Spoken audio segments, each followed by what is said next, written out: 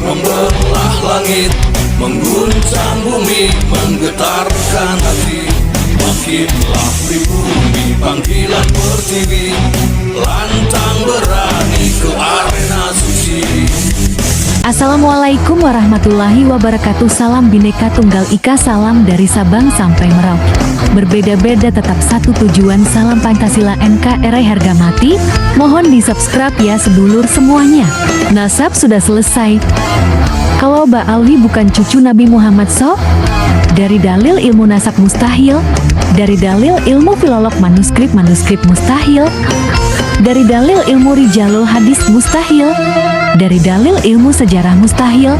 Dari dalil DNAG, jangankan cucu Nabi Muhammad SAW, orang Arab saja bukan. 100% nasab Mbak Alwi sudah selesai. Bukan cucu Nabi Muhammad SAW, tapi cucu Nabi Muhammad palsu. Assalamualaikum warahmatullahi wabarakatuh. Waalaikumsalam warahmatullahi wabarakatuh. Ngapunten Pak Yai, mumpung kepanggih kula badhe taken terkait fenomena adanya gesekan di internal NU, adanya musjab di Wonogiri dan Jakarta Timur, serta ada surat edaran khususnya di poin 4 tentang PWI dan yang bertentangan dengan PWI untuk tidak dekat-dekat PBNU. Assalamualaikum warahmatullahi wabarakatuh. Waalaikumsalam warahmatullahi wabarakatuh. Bismillah, alhamdulillah, wassalatu wassalamu ala sayyidina rasulillah Sayyidina wa maulana Muhammadin ibn Abdillah wa ala alihi wa ashabihi wa mawala. La hawla wa la quwata illa billah wa ba'd. Tentang masalah yang berkaitan dengan fenomena PBNU, masalah Wonogiri dan Jatim. Dalam hal ini saya menanggapi atas nama warga NU, bukan atas nama ketua PWI, karena saya juga orang NU. Ya, sebetulnya walaupun itu adalah hak daripada PBNU di dalam mengeluarkan surat apapun, tapi kelihatannya di situ ada problema, ada masalah yang harus diselesaikan dengan bijak ya, sehingga permasalahan ini tidak akan melembar kemana-mana dan ekses dampaknya jangan sampai mengurangi rasa kepercayaan warga NU terhadap pengurusnya. Sebab kalau seumpama warga NU sudah meninggalkan pengurusnya, ini adalah merupakan presiden buruk bagi NU. Artinya baru kali ini ada satu gesekan antara warga NU dengan pengurusnya, khususnya PBNU. Bagi saya, yang saya amati itu cuma satu saja. Sekarang ini ada fenomena di mana terjadi kesenjangan antara pengurus NU, khususnya PBNU, dan warganya. Ada satu kesenjangan ya, kita mau tidak mau kita harus akui ya sebenarnya, bahwasanya apa yang dilakukan oleh pengurus NU dan PBNU ini banyak tidak diapresiasi oleh warganya. Apakah itu masalah yang berkaitan dengan pencangkokan nasab Mbak Alwi, atau masalah yang berkaitan dengan polemik nasab, itu kan masalah orang NU juga kan, karena yang mengapresiasi Habaib dan Mbak Alwi itu orang NU. Kemudian yang berkaitan dengan penyelewengan, pembelokan sejarah Nahdlatul Ulama yang sampai terbit ada di NU online. Kemudian juga ada beberapa pemalsuan makam, termasuk juga pembelokan nama-nama leluhur, khususnya yang berkaitan dengan para aulia zaman dahulu, itu kan merupakan tugas daripada warga NU yang bersentuhan langsung dengan warga NU, sehingga yang merasakan itu semua adalah ya warga NU. Jadi itu masalah yang berkaitan dengan itu sudah beberapa tahun ini memang kurang diapresiasi oleh pengurusnya ya. Artinya beberapa dekade tahun ini bahwasanya pengurus NU dan PBNU terlalu politis ya. Artinya banyak membahas yang berkaitan dengan politik ya. Kemudian juga ada yang berkaitan dengan persoalan yang berkaitan dengan bisnis, sehingga mungkin permainannya ada di atas sehingga ke bawahnya itu kurang mendapatkan perhatian khusus, sehingga warga NU yang ada di bawah ini akhirnya seolah-olah kurang mendapatkan perhatian, akhirnya terjadi kesenjangan, bahkan akhir-akhir ini kok malah terjadi semacam bentrok gitu antara warga NU dengan PBNU dan pengurus NU ya. Kalau pengurus NU enggak semuanya lah, tapi artinya ada beberapa pengurus NU yang seperti itu kan. Ini sebetulnya fenomenanya itu aja, dan itu menurut saya harus segera diatasi dengan bijak melalui jalan-jalan dan manhaj Nahdlatul Ulama, melalui manhaj musyawarah, manhaj rahmatan lil alamin ya, dengan bijak supaya masalah ini cepat selesai dan muruah daripada Nahdlatul Ulama ini cepat kembali bersinar minimal di depan para warga Nahdien warganya. Jangan sampai warga NU kemudian kehilangan kepercayaan kepada PBNU atau kepada pengurus NU. Ini adalah merupakan hal yang sangat memprihatinkan sekali. Saya sendiri fenomena ini sangat memprihatinkan sekali. Kemudian nomor selanjutnya adalah, jadi terpisah dari warganya, nomor selanjutnya adalah ada beberapa nilai-nilai luhur Nahdlatul Ulama yang sebenarnya hakikatnya ini kurang mendapatkan perhatian oleh para pengurusnya PBNU. Contohnya masalah nilai kebangsaan. Ini sebetulnya masalah yang berkaitan dengan kebangsaan ini jangan cuma ada di seremonial, di acara-acara resmi ya, tapi juga harus diaplikasikan oleh para pengurus Nahdlatul Ulama dan dengan warganya untuk betul-betul membela bangsa, mengurusi bangsa, membentengi bangsa dengan jargonnya lal watan hubbul watan minal iman. Saya yakin Mbah Wahab Hasbullah itu ketika mengarang lagu Yalal Waton itu bukan cuma untuk membentuk paduan suara saja atau kur saja, sehingga kurnya itu bagus ya, di dalam kur ya, ketika kur kita mengepalkan tangan semua kan, tetapi di dalam prakteknya ketika bangsa ini ada yang membelokkan sejarahnya, kemudian juga harga diri bangsa ini kemudian ada yang mempecundangi, ada yang meremehkan, ada yang menginjak-injak, kemudian juga presidennya juga dijatuhkan harga dirinya, ada beberapa lambang negara juga sempat menjadi cemoohan orang-orang yang tidak benar gitu kan. Kok kelihatannya nggak ada pergerakan, nggak ada pembelaan gitu kan, nggak ada pembelaan. Sebabnya apa? Sebab ada beberapa kasus, diantaranya adalah seperti pemalsuan makam yang ada di Wonosobo dan ada yang mana. Itu hampir semuanya rata-rata di situ sudah terbentuk pengurus NU. Sudah terbentuk pengurus NU, sudah ada Ansor, sudah ada Banser, sudah ada Fatayat, Muslimat, IPRI, PPNU sampai ranting. Tapi kok ya ada pemalsuan makam, kok nggak dapat perhatian gitu kan? Itu kan jadi hal yang sifatnya aneh bin ajaib. Artinya yang seharusnya tidak terjadi, karena memang NU itu selalu mengumandangkan jargon Yalal Waton, Hubbul Waton minal iman, benteng daripada bangsa, garda daripada bangsa. Tapi kok ada hal semacam itu kok tidak, istilahnya itu nggak titen gitu kan. Lah maka dari itu ini barangkali. Nah ketika NU itu kemudian nilai daripada kebangsaan, nilai daripada kesejahteraan, nilai daripada keahlussunnah wal jamaahan dan akidah dan syariah. Sekarang saya telah meneliti dan membaca beberapa kitab-kitabnya Ba'alwi ya. Di antaranya kitab ada lagi kitab ini yang baru ini, ada Ghayatul Qasdi wal Murad fi Manaqibil Imam Al-Haddad, kemudian juga Tadhkiratun Nas, kemudian juga kitab yang Majmu' Kalami Abi Bakar bin Salib yaitu yang dianggap Sahibu Gersik itu. Kemudian juga ada beberapa kitab yang lainnya, sangat banyak sekali itu, di mana ajaran-ajaran mereka itu ternyata sangat bertentangan dengan Ahlus Sunnah wal Jamaah. Itu artinya berarti bertentangan dengan Nahdlatul Ulama, dan itu mereka doktrinkan di warga NU.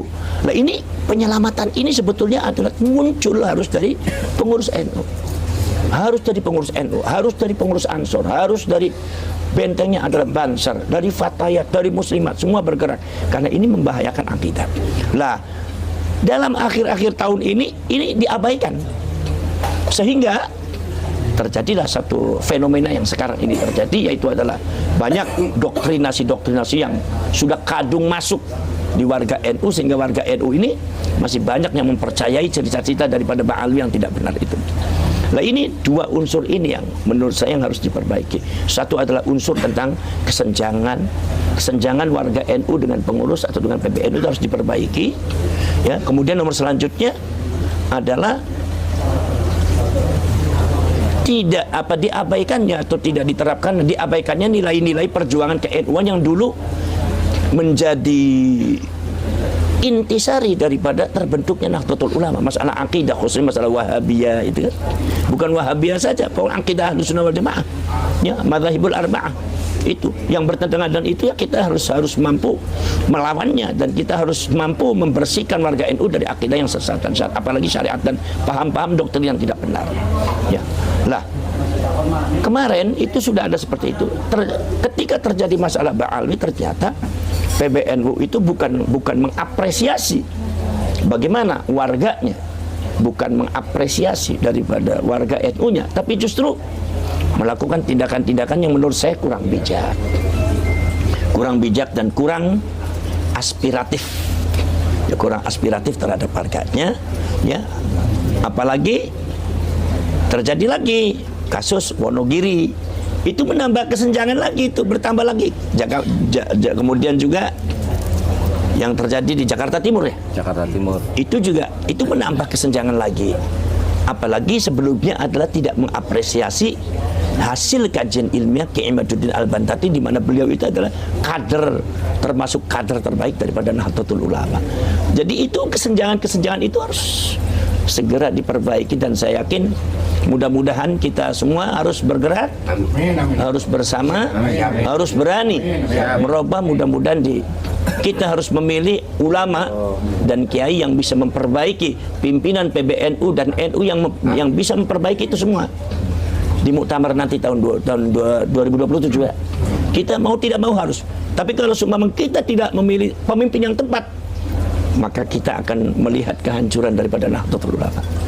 Maka dari itu alhamdulillah Allah sudah memunculkan PWI barangkali untuk jangan-jangan, walaupun insya Allah mudah-mudahan kalau NU banyak yang melindungi lah. Maka dari itu kewajiban kita untuk bersama-sama bergerak. Bagaimana kita lihat nanti tahun 2027 ini bagaimana pergerakannya Nahdlatul Ulama ini. Ya, mudah-mudahan terpilih seorang ulama yang memiliki 3 unsur seperti yang diingatkan oleh Syekh Abdul Qadir Al-Jalani. Satu adalah ilmul ulama, keilmuan ulamanya ada. Nomor 2 adalah siyasatul muluk, pandai berpolitik juga. Politik di sini politik kebangsaan. Nomor selanjutnya adalah hikmatul hukama, kebijakan orang-orang pada bijak. Artinya bentuk rahmatan lil alamin di sini. Ya, kita berharap seperti itu aja. Jadi ya pertaruhannya ya muktamar tahun 2027 nanti kita akan terpilih yang jadi PBNU siapa. Makanya mau tidak mau kita harus berani merubah itu semua. Kalau tidak, maka NU akan hancur nanti. NU nanti tidak ada nilainya. Asbahan bila arwah wa suwaron bila ma'an. Pengurusnya ada di mana-mana, banomnya ada di mana-mana, tapi menyelamatkan bangsanya tidak ada kiprah. Tidak bisa menyelamatkan bangsa, tidak mampu menyelamatkan warganya dari doktrin-doktrin Ba'alwi yang tidak benar. Ya, baik. Assalamualaikum warahmatullahi wabarakatuh.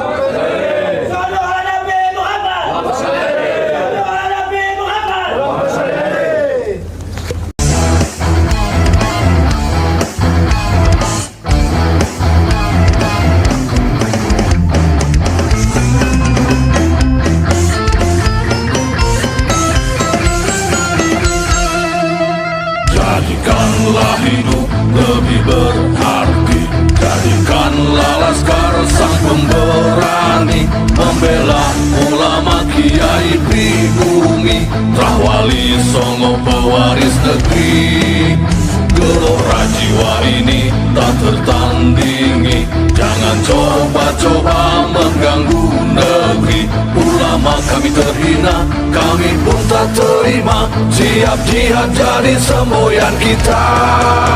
Kami adalah Laskar Sabilillah, pecinta Wali Songo dan para anbiya, pewaris peradaban Islam di Nusantara hingga berkibar bangsa Indonesia. Kami perisai para ulama, sepenuh hati korbankan jiwa dan raga. Bila nanti tertulis jihad pilihan kami, Syahid bela agama dan negara. Kami terlahir di bumi pertiwi, terpatri suci sejarah negeri.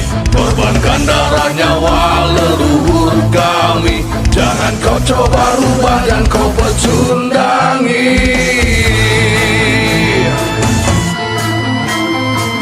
Wali Songo adalah zuriat Nabi, santun berakhlak berbudi pekerti, wariskan agama dan budaya Islami. Jangan coba nodai kami, bela sampai mati.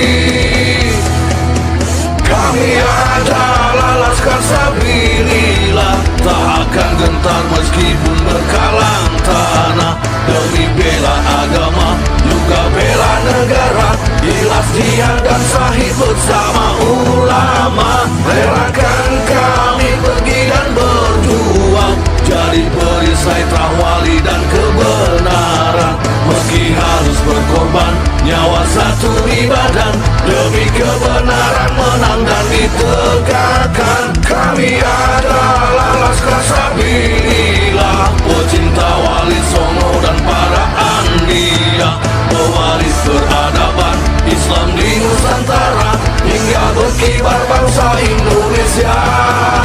Kami perisai para ulama, sepenuh hati korbankan jiwa dan raga.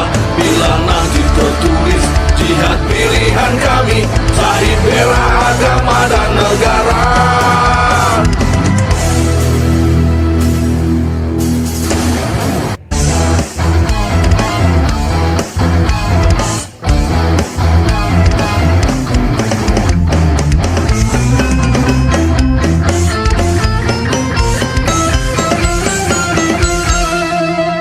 Jadikanlah hidup lebih berarti, jadikanlah Laskar sang pemberani, membela ulama kiai pribumi, terah Wali Songo pewaris negeri.